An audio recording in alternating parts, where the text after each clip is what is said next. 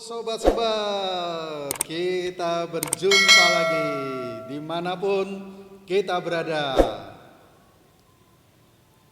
Tidak ada lagi yang bisa membatasi kita. Kita bisa berjumpa dimanapun kita berada. Kita berjumpa pada program Sekedar Berbagi, episode yang ke-34.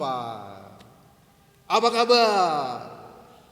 Luar biasa, fantastic, yes. How do you feel? Great. Salam sehat, salam damai. Don't worry, be happy. Kita lanjutkan sekedar berbagi tema yang lalu. Bagaimana kita membangun motivasi dan mengapa motivasi penting dalam diri kita. Sudah banyak teori-teori tentang human motivation. Bisa kita pelajari, bisa kita analisis. Tapi yuk sekarang kita terapkan mengapa motivasi itu penting bagi kita.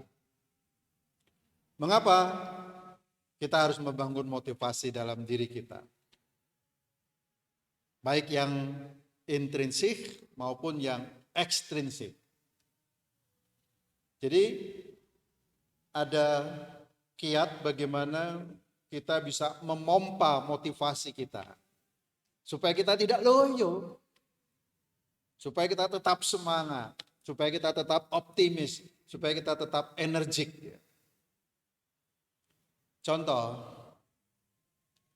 ketika saya SMA, maka saya ingin 3 atau 4 tahun mendatang saya jadi sarjana. Jadi harapan saya yang saya bangun dari pengalaman saya yang pertama ini sebagai lulusan SMA akan memberikan dorongan bagi saya, akan memberikan motivasi bagi saya, akan memberikan kekuatan bagi saya supaya saya bisa dengan tekun, dengan rajin, dengan semangat, tanpa menyerah mendapatkan gelar sarjana saya. Nah, ketika akhirnya saya diwisuda, saya diam atau membangun motivasi baru. Bisa saja kita harus melompat, bukan lagi membangun harapan dari pengalaman yang pertama.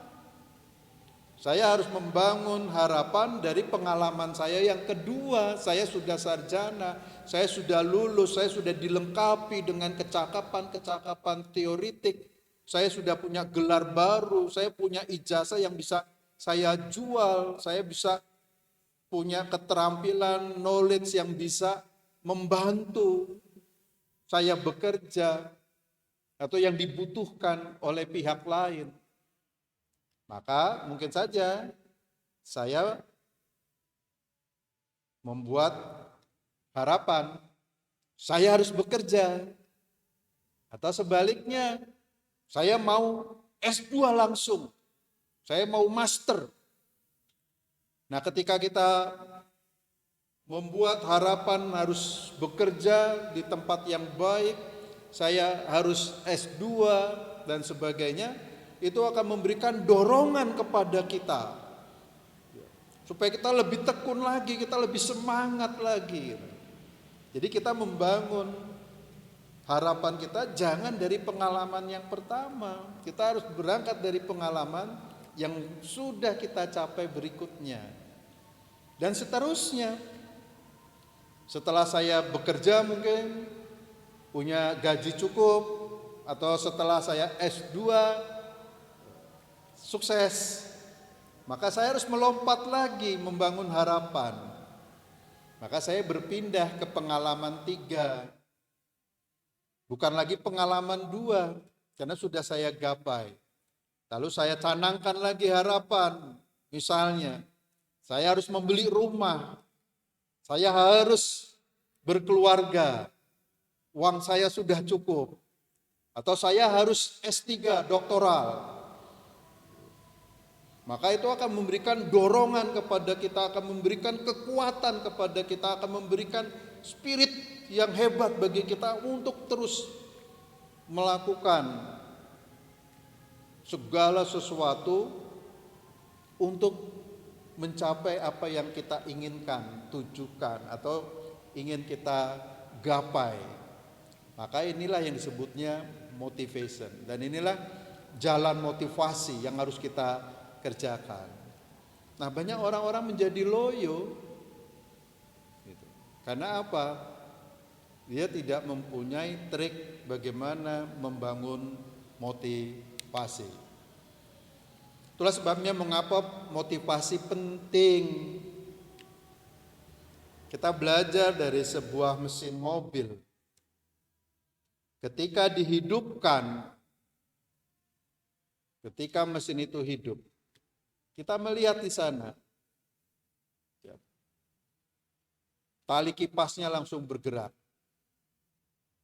beltnya untuk radiator yang mendinginkan mesin bergerak. Bergerak juga berikutnya untuk aki mengisi listrik. Belt berikutnya bergerak lagi untuk AC. Nah, itulah yang terjadi dalam diri kita sebetulnya ketika kita punya motivasi. Seluruh potensi-potensi bio, psiko, spiritual kita langsung bergerak.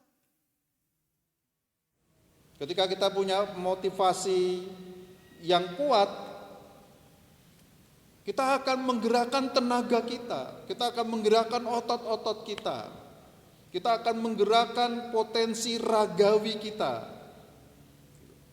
Bagaimana supaya saya kuat, bagaimana supaya saya tangguh, bagaimana supaya saya jangan cepat lelah, bagaimana supaya saya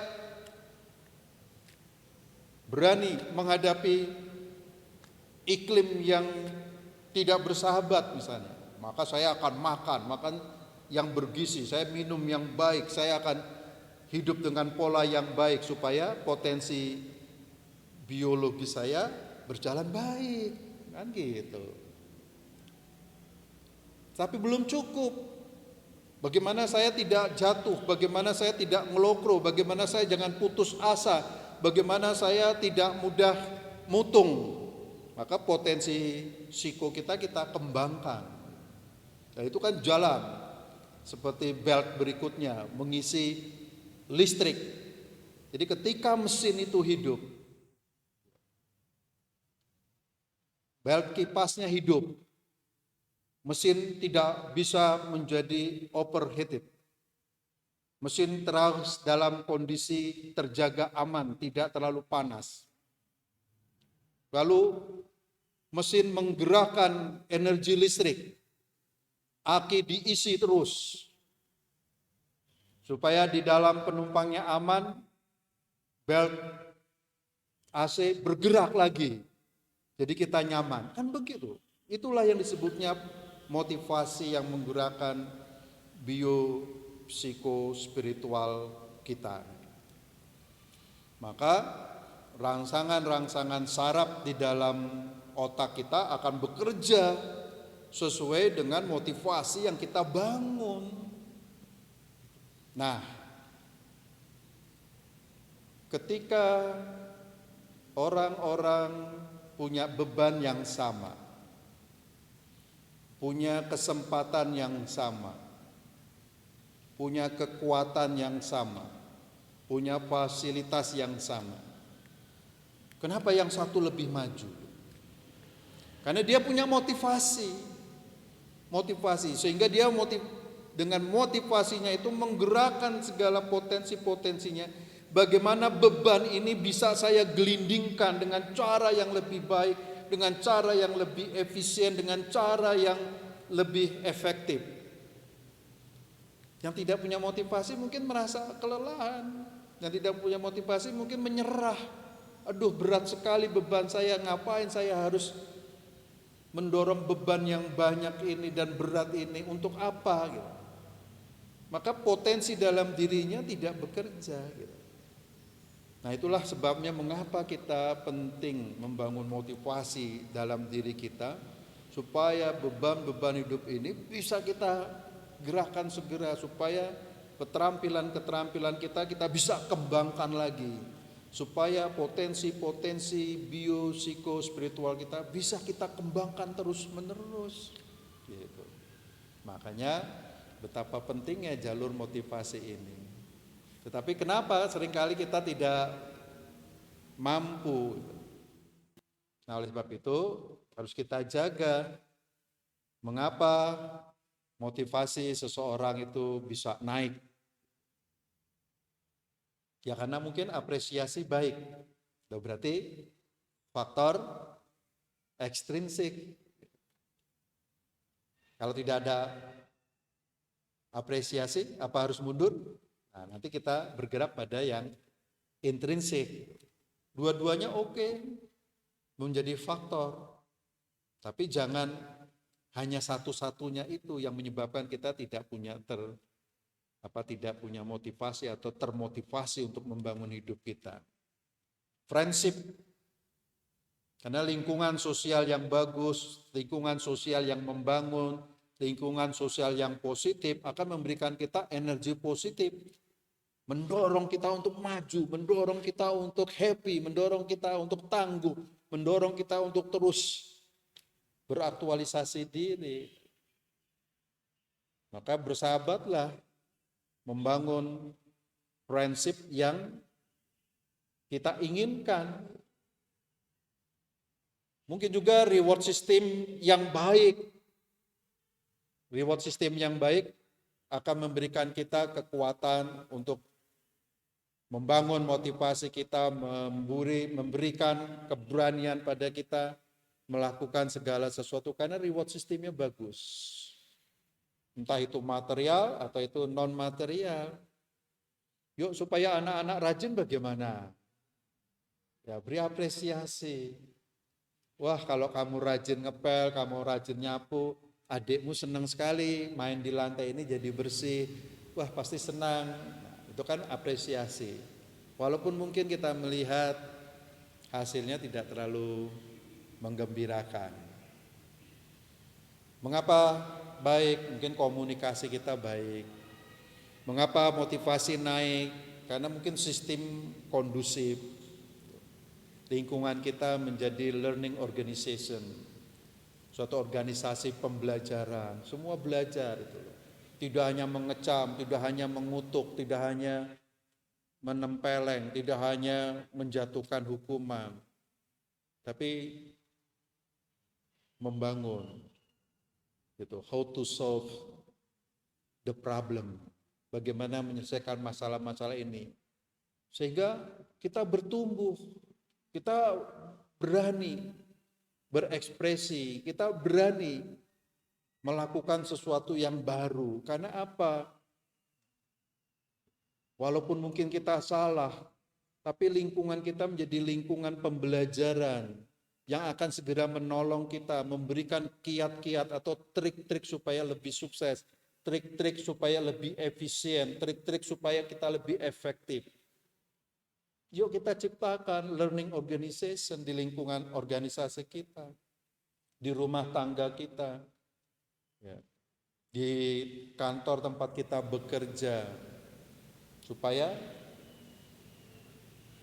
kita bisa mendukung teman kita, sahabat kita, membangun motivasinya. Mengapa motivasi naik? Karena visi kita jelas. Orang yang visinya jelas, motivasinya akan kuat. Nah ini yang intrinsik. Dia tidak ditentukan dari luar. Dia ditentukan dari dirinya sendiri. Saya ingin sehat. Saya ingin sukses. Saya ingin punya rumah. Saya ingin punya tabungan. Saya ingin berkarya yang baik. Saya ingin menjadi pemimpin yang baik, maka Visi yang jelas itu memberikan dorongan bagi dia. Maka dia giat. Mungkin dia akan bekerja melampaui jam kerja tanpa dihitung lembur. Mungkin dia terus berkarya, nggak usah dipikirkan bonus dan sebagainya. Karena memang visinya jelas. Gitu. Dia berkarya bukan hanya sekedar uang.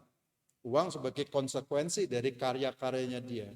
Tapi dia berkarya karena punya visi yang jelas.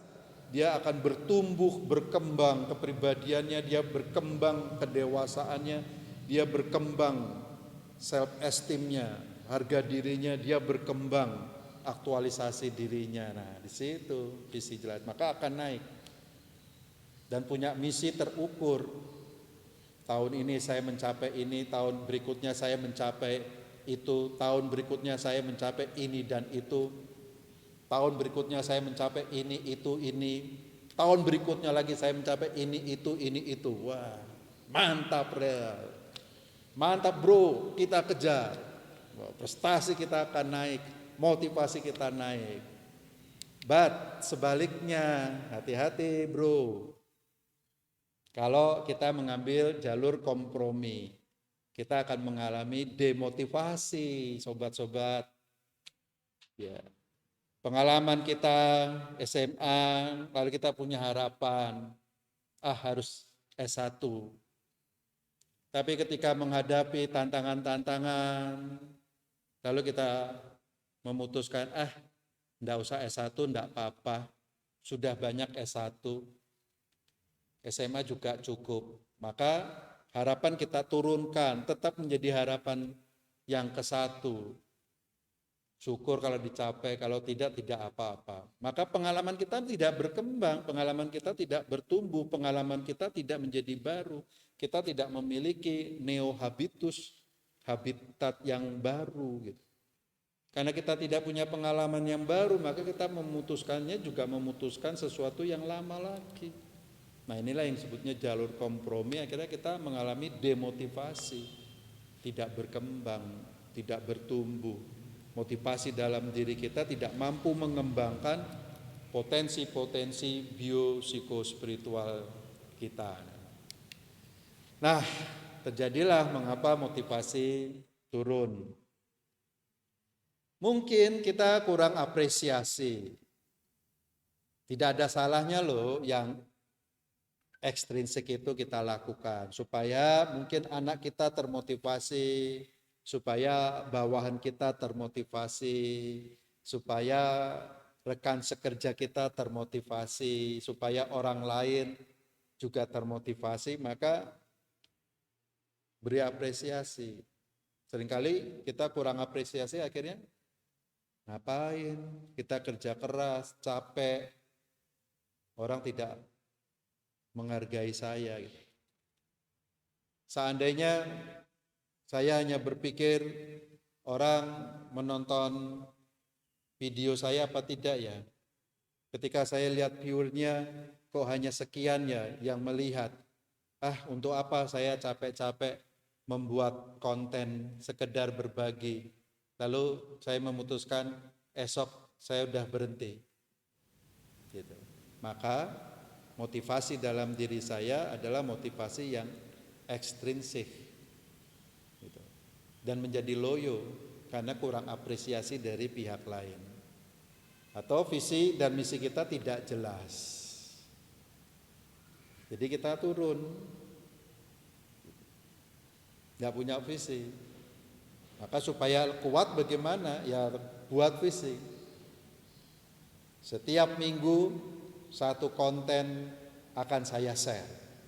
Maka saya akan terdorong memiliki motivasi setiap minggu harus membuat satu konten untuk saya bagikan dalam program sekedar berbagi. Nah, kebalikannya kalau saya tidak punya visi, mesti motivasi saya akan turun.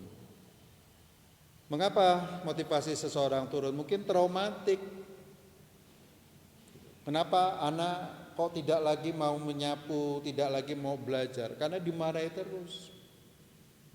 Belajar terus, les terus dan sebagainya, nilainya tetap seperti ini. Kamu nih emang gak bakat, kamu gak pintar, kamu hanya ngabis-ngabiskan uang. Lama-lama dia self identifikasinya secara salah. Dan akhirnya dia tidak termotivasi, traumatik melakukan sesuatu. Mungkin juga gagal membangun komunikasi sehingga tidak mampu mendapatkan dukungan, support dari sahabat-sahabat, dari pihak lain untuk mendorong dirinya lebih maju, memberi stimulan-stimulan yang menggerakkan dirinya. Bisa juga manajemen personalnya yang buruk, manajemen 7 aspek kehidupannya, karir, keluarga, keuangan, sosial, keagamaan, jiwa atau mental dan sebagainya. Sehingga ketika gagal dia merasa aku emang orang yang tidak bisa berbuat apa-apa. Padahal dia salah dalam memanage 7 aspek kehidupannya. Mungkin dia juga tidak memiliki skill leadership yang bagus. Bagaimana saya harus memimpin diri saya sendiri, bagaimana saya harus bisa menjadi pemimpin atas diri saya sendiri, the leader in me. Bagaimana saya harus bisa memimpin diri saya untuk bisa membaca, berkarya, berbakti, melakukan hal-hal yang berguna. Akibatnya kita merasa tidak dibutuhkan orang lain dan mungkin tidak dibutuhkan orang lain. Karena tidak punya leadership skill, akhirnya kita ngelokro. Kenapa? Karena orang lain mengabaikan kita.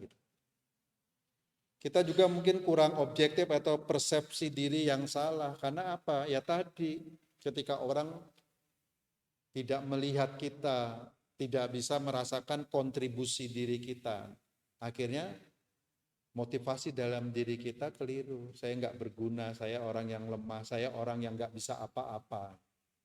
Akhirnya kekuatan pendorong motivasinya itu hancur.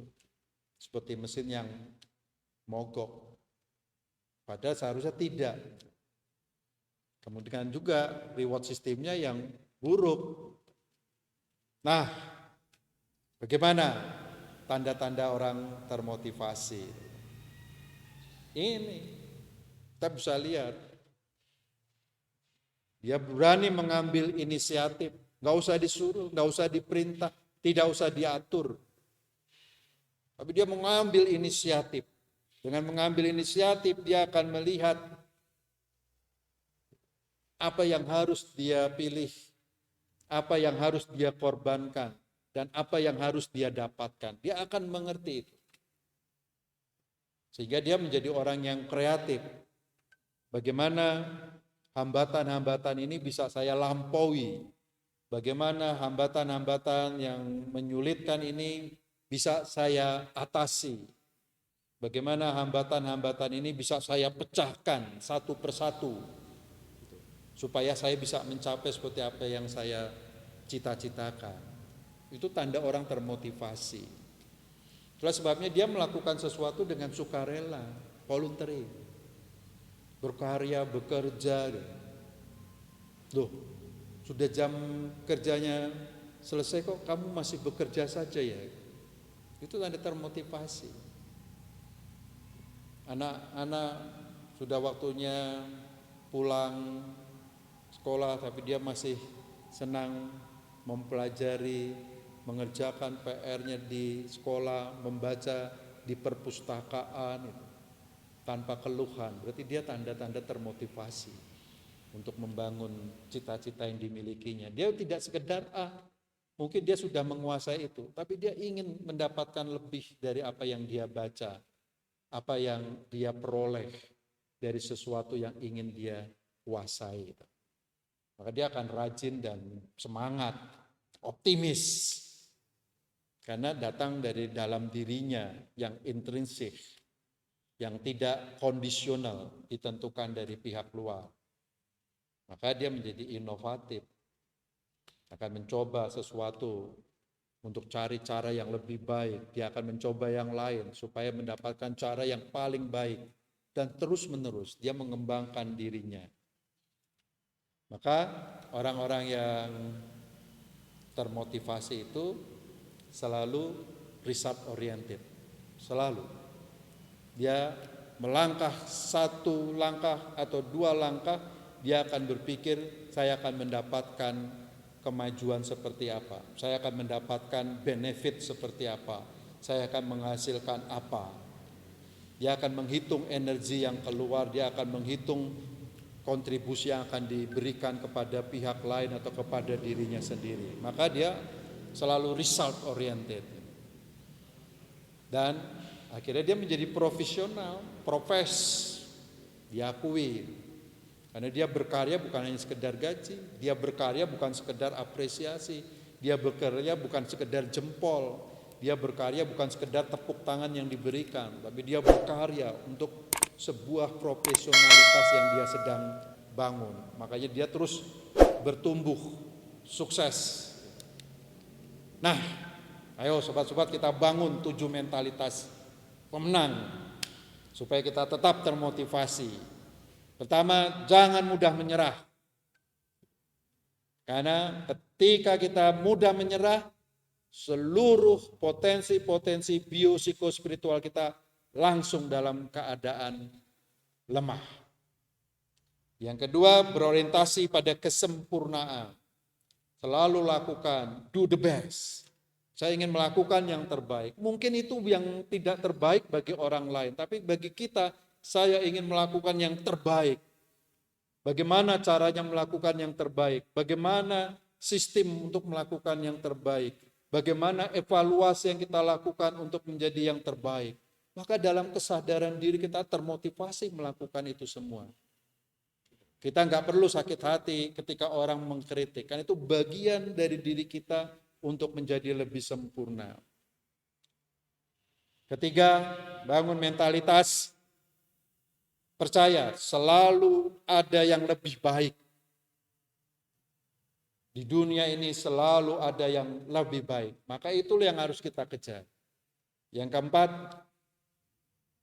tidak menganggap diri sendiri yang paling baik. Maka kita bisa belajar dari orang lain untuk belajar, untuk lebih rajin, untuk lebih menguasai. Generasi saya, generasi yang hampir masuk kotak seperti wayang loh. Ini udah wancine nih, masuk kotak. Sudah waktunya masuk kotak. Oleh sebab itu, supaya saya bisa bangkit lagi, bagaimana belajar dari generasi milenial, bagaimana menguasai teknologi, bagaimana belajar dalam sistem yang sophisticated ini, bagaimana mampu membangun sebuah sistem yang lebih baik di era 4.0 ini. Maka bangun mentalitas mau mendengar dan belajar dari siapa saja dan tentang apa saja, supaya kita dapat mengupgrade diri kita sendiri. Jadi usia tidak menentukan kita dalam membangun motivasi. Keenam, senang mengamati dan memperhatikan sesuatu yang baru, sesuatu yang bertumbuh, sesuatu yang akan datang, sehingga kita dapat melakukan tindakan-tindakan antisipatif, sehingga kita memiliki motivasi untuk siap menghadapi era baru yang akan datang. Kalau tidak termotivasi, kita akan mengalami ketakutan. Maka kita harus punya keberanian itu. Dan jangan mudah melecehkan atau menyalahkan pihak lain. Karena mungkin pihak lain melihat dari perspektif yang berbeda, dari ilmu yang berbeda, dari cara yang berbeda. Maka kita perlu lompat dalam perspektif mereka, sehingga kita pun termotivasi untuk terus bertumbuh. Oke, sobat-sobat, yuk bersama-sama kita bangun motivasi dalam diri kita. Sampai jumpa di episode berikutnya. Sukses.